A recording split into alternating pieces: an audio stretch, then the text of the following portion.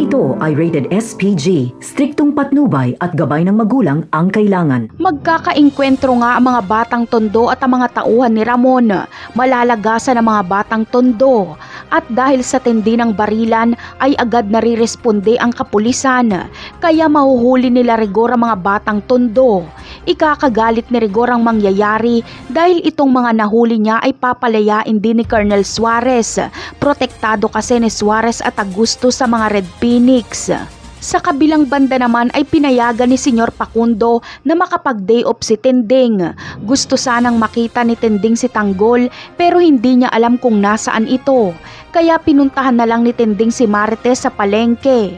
At habang nag-uusap nga ang mag-ina ay biglang sumulpot si Olga at sinaksak si Marites. Hindi nakilala si Olga dahil nakatakip ang kanyang muka. Agad na napag-alaman ni Ramon na may sumaksak kay Marites dahil kitang-kita ng tauhan niyang babae ang pangyayari. Inutusan kasi ni Ramon ang babaeng ito na hanapin si Marites. Agad na sinabi ni Ramon sa kanyang tauhan na sundan at kilalanin kung sino ang sumaksak kay Marites. Kaya malaking kapalpakan na naman ito ni Olga kapag makilala siya ng espiya ni Ramon. Dito na magtataka si Ramon kung ano ang motibo ni Olga para patayin si Marites. Samantala, akala ni David ay mas mataas na siya kay Ramon. Galit niyang pinagsabihan si Ramon na wag itong makipagkita sa kanyang nanay.